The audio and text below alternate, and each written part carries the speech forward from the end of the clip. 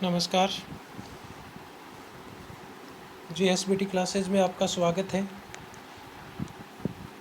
पिछले 2 वीडियो से हम मुंशी प्रेमचंद की कथा, 2 बेलों की कथा पढ़ रहे थे। कक्षा 9 क्षितिज भाग फर्स्ट।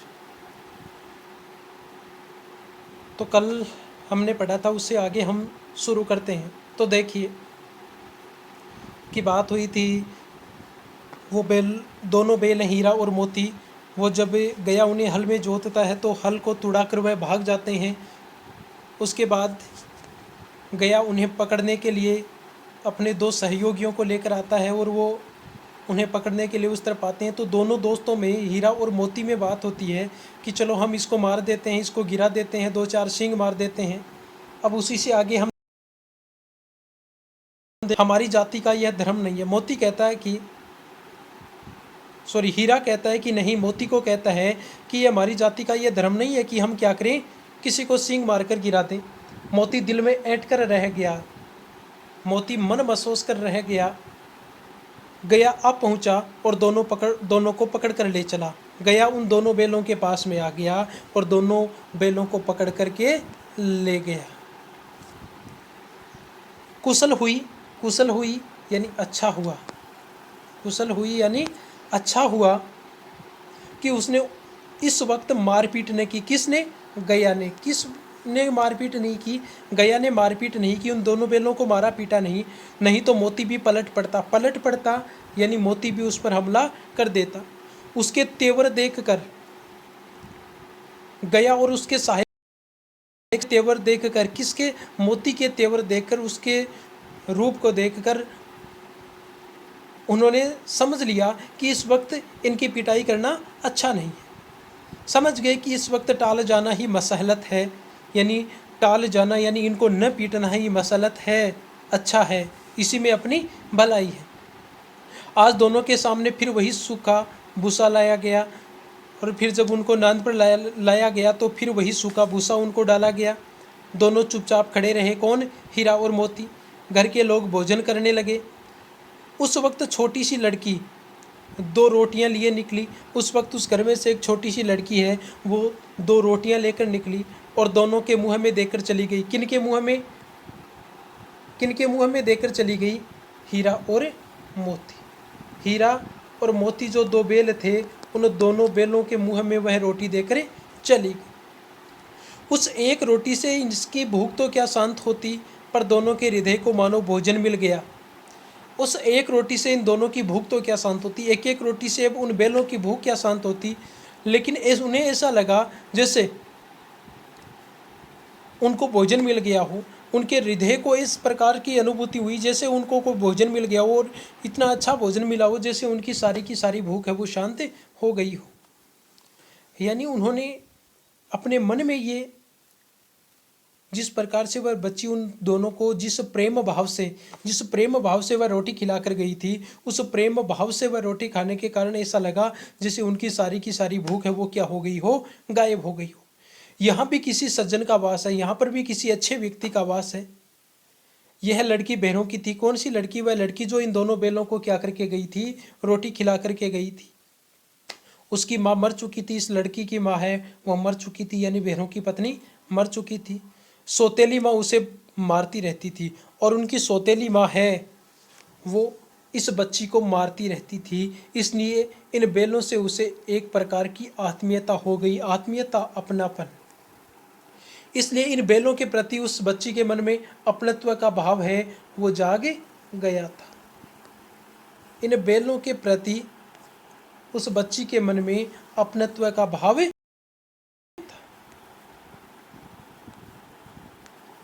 आगे देखते हैं।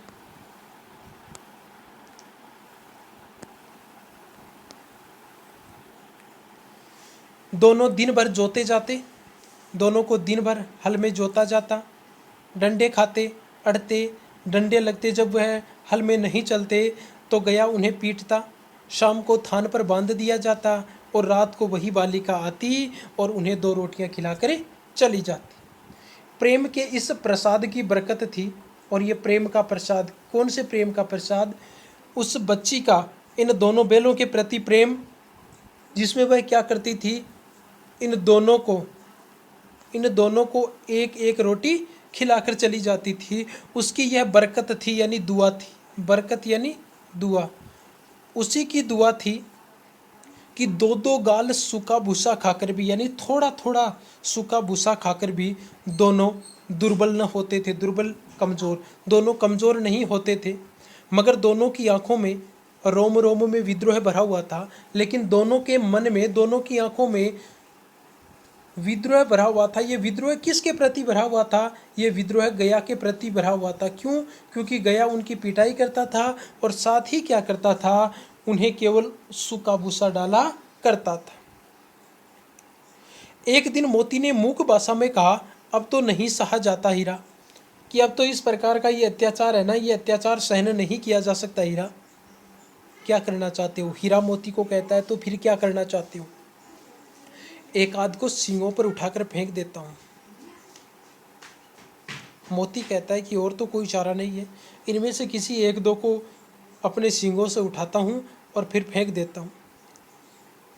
लेकिन तो हीरा कहता है, लेकिन जानते हो, वह प्यारी लड़की जो हमें रोटियाँ खिलाती है, उसी की लड़की है जो इस घर का मालिक है। लेकिन तुम जानते हो, वह छोटी सी लड़की, प्यारी सी लड़की जो हमें रोटियाँ खिलाकर जाती है, उसी की लड़की है जो इस घर का मालिक है। भैरों, जो इस घर का मालिक है उसी की लड़की है। यह बेचारी अनाथ न हो जाएगी? इसका कोई नहीं है, हम यहाँ से चले जाएंगे तो ये बच्ची बेचारी अनाथ हो जाएगी। तो मालकिन को न फेंक दूँ? तो एक काम करता हूँ, जो ये मालकिन है ना, इस मालकिन को फेंक देता हूँ। वही तो उस लड़की को मारती है, और इस लड़की को, इस बेचारी लड़की को भी वह मालकिन ही मारती है। तो इस मालकिन को इसकी शरारत का मजा चखा देता हूँ। लेकिन औरत जात पर सींग चलाना मना है, ये भूल जाते हो। लेकिन औरत जात पर सींग चलाना, औरत पर अत्याचार करना, औरत पर अत्याचार करना, ये अत्याचार करना गलत है। हमारे हिंदू समाज की, भारतीय समाज की सबसे बड़ी विशेषता यही रही है कि हम नारी का सम्मान करते हैं। हम नारी का सम्मान करते हैं। स्त्री जाति है, उस स्त्री जाति का सम्मान करते हैं। और कि आप यहाँ पर इसको मारने की बात करते हो, नहीं, ये नहीं हो सकता। हम नारी जाति पर अत्याचार नहीं करेंगे। अगर हम ऐसा करेंगे तो फिर हम अपनी समाज की जो परंपरा है उससे हट जाएंगे, और उससे हटकर हम कार्य नहीं कर सकते। तुम तो किसी तरह निकलने ही नहीं देते, तुम तो कुछ करने ही नहीं देते। बताओ, तुड़ाकर भाग चले तो फिर बताओ क्या करें? एक ही रास्ता है, तुड़ाकर भाग जाए। हाँ, यह मैं भी स्वीकार करता हूँ, लेकिन इतनी मोटी रस्सी टूटेगी कैसे? हाँ, इस बात को मैं भी स्वीकार करता हूँ कि तुड़ाकर भाग चलें, लेकिन ये इतनी मोटी रस्सी है, ये कैसे टूटेगी? इसका एक उपाय है, पहले रस्सी को थोड़ा चबा लें, चबाएंगे मुँह से, फिर एक झटके में ये टूट जाती है, फिर ये एक झटके में ही टूट जाएगी।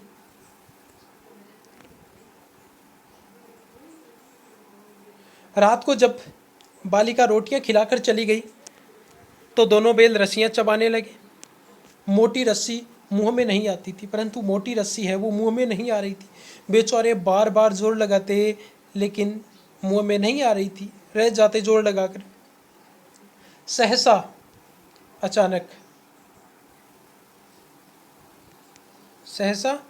अचानक द्वार खुला और वह लड़की निकली। कौन सी लड़की? वह लड़की जो इन दोनों बैलों को रोटियां खिलाकर जाती थी। दोनों सिर झुकाकर उसका हाथ चाटने लगे, दोनों बैल, हीरा और मोती। दोनों की पूंछें खड़ी हो गई। उसने उनके माथे सहलाए और बोली, खोले देती हूँ, कि आप दोनों को खोल देती हूँ, चुपके से चुपचाप भाग जाओ, नहीं तो यहाँ लोग आपको मार डालेंगे। आज घर में सलाह हो रही है, आज घर में ये लोग विचार विमर्श कर रहे हैं, बातचीत कर रहे हैं कि इनकी नाकों में नाथ डाल दी जाए, कि आप दोनों की नाकों में नाथ डाल दी जाए। उसने गराव खोल दिया, उन्होंने उनका जो रस्सा था उस रस्से को खोल दिया, पर दोनों चुपचाप खड़े रहे। हीरा और मोती वहाँ पर चुपचाप खड़े रहे। मोती ने अपनी भाषा में पूछा, अब चलते क्यों नहीं? मोती हीरा से अपनी भाषा में कहता है कि अब क्यों नहीं चलते हो, क्यों खड़े हो? हीरा ने कहा, चलें तो, लेकिन कल इस अनाथ पर आफत आ जाएगी। हाँ, चलेंगे, लेकिन जब हम यहाँ से चले जाएंगे तो हो सकता है इस बेचारी अनाथ लड़की पर कोई मुसीबत आ जाए, कोई आफत आ जाए। सब इसी पर संदेह करेंगे, सब इसी पर शक करेंगे कि इस लड़की की ही ये सारी करतूत है। अब उस बच्ची को लगा कि ये बेल तो ऐसे तो जाएंगे नहीं। सहसा बालिका चिल्लाई तो बालिका अचानक से चिल्लाना शुरू कर देती है और क्या करती है कि दोनों फूफा वाले बेल भागे जा रहे हैं और कहती है कि फूफा वाले दोनों बेल भाग रहे हैं। ओ दादा दादा, दोनों बेल भागे जा रहे हैं, जल्दी दौड़ो। और कि दादा दोनों बेल भागे जा रहे हैं, जल्दी दौड़ कर आओ, इनको पकड़ो।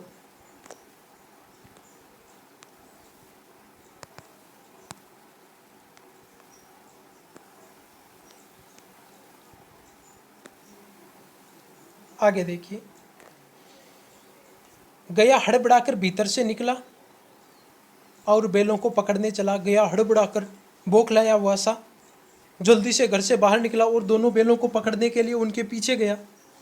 वे दोनों भागे, हीरा और मोती दोनों भागने लगे। गया ने पीछा किया, गया काफ़ी देर तक उनके पीछे पीछे दौड़ा। और भी तेज हुए दोनों बेल, और भी तेजी से दौड़ने लगे। फिर गया ने शोर मचाया, गांव के कुछ आदमियों को भी साथ लेने के लिए लौटा। गया ने शोर मचाया कि बेल भाग रहे हैं। जब उनकी पकड़ाई में उनकी पकड़ में नहीं आए तो वह गांव के कुछ आदमियों को लेने के लिए वापस आया, अपने कुछ मित्रों को लेकर, अपने कुछ पड़ोसियों को लेकर वह उनके पीछे गया। और इतने में दोनों मित्रों को भागने का मौका मिल गया। किनको?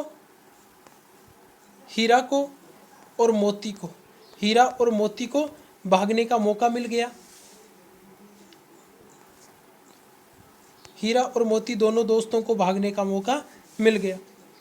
दोनों सीधे दौड़ते चले गए, यहाँ तक कि मार्ग का ज्ञान नहीं रहा। दोनों सीधे दौड़ने लगे और इस प्रकार से दौड़े कि उनको मार्ग का यानी रास्ते का भी ज्ञान नहीं रहा। जिस रास्ते से आए थे उस रास्ते का पता नहीं था, उस रास्ते को वो भटक गए थे। जिस परिचित मार्ग से आए थे, जिस जाने पहचाने मार्ग से आए थे, उसका यहाँ पता न था, वो रास्ता उन्हें नहीं मिल रहा था। नए नए गांव मिलने लगे। तब दोनों एक खेत के किनारे खड़े होकर सोचने लगे अब क्या करना चाहिए। तब दोनों एक खेत के किनारे खड़े हो गए और सोचने लगे कि अब आगे क्या करें। हीरा ने कहा मालूम होता है राह भूल गए। हीरा मोती को कहता है कि मोती, मुझे तो ऐसे लगता है जैसे हम रास्ता भूल गए, तुम भी बेतहाशा भागे। मोती कहता है कि तुम भी बेतहाशा भागे, तुम भी बिना कुछ सोचे समझे बस भागने लगे। वहीं उसे मार गिराना था, वहीं रुक जाते और जब वह अपने पास में आता तो उसको मार देते। हीरा कहता है उसे मार गिराते तो दुनिया क्या कहती, हम उसको मार देते तो दुनिया क्या कहती। वह अपना धर्म छोड़ दे लेकिन हम अपना धर्म नहीं छोड़ेंगे। कोई बात नहीं, लेकिन अगर हम उसे मार देते तो दुनिया कल अपने ऊपर आरोप लगाती। उसको सींगों से उठाकर गिरा देते तो दुनिया आरोप लगाती। हम अपना धर्म कभी नहीं छोड़ेंगे। वो अपना धर्म छोड़ सकता है लेकिन हम अपना धर्म नहीं छोड़ेंगे। और अगर हम अपने धर्म से भ्रष्ट होते हैं, भारतीय समाज, अपने समाज, उसी की एक विशेषता यहाँ पर प्रकट की गई है कि मनुष्य को अपने धर्म को नहीं छोड़ना चाहिए, मनुष्य को अपने धर्म पर कायम रहना चाहिए। जिस प्रकार से ये दोनों बेल अपने धर्म पर कायम रहे। दोनों भूख से व्याकुल होने लगे। काफ़ी भूख उनको लग गई थी। खेत में मटर खड़ी थी, खेत में मटर की फसल खड़ी थी। दोनों उसमें चरने लगे। रह रह कर आहट ले लेते थे, देख लेते थे, रह रह कर देख लेते थे कि कोई आ तो नहीं रहा है। जब पेट भर गया दोनों ने आज़ादी का अनुभव किया। और जब दोनों का पेट भर गया, भूख शांत हो गई तो आज़ादी का अनुभव किया, महसूस किया और मस्त होकर उछलने कूदने लगे, कल्लोलें करने लगे। फिर क्या करने लगे? कल्लोलें करने लगे।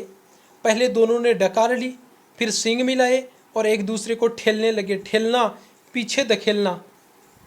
जब पेट भर गया तो उसके बाद में मस्ती की सूझी, मस्ती करने लगे, एक दूसरे को पीछे धकेलने लगे। मोती ने हीरा को कई कदम पीछे हटा दिया, धक्का देकर पीछे कर दिया, यहाँ तक कि वह खाई में गिर गया, यहाँ तक कि वह एक बार खाई में भी गिर गया। तब उसे क्रोध आया। किसे क्रोध आया?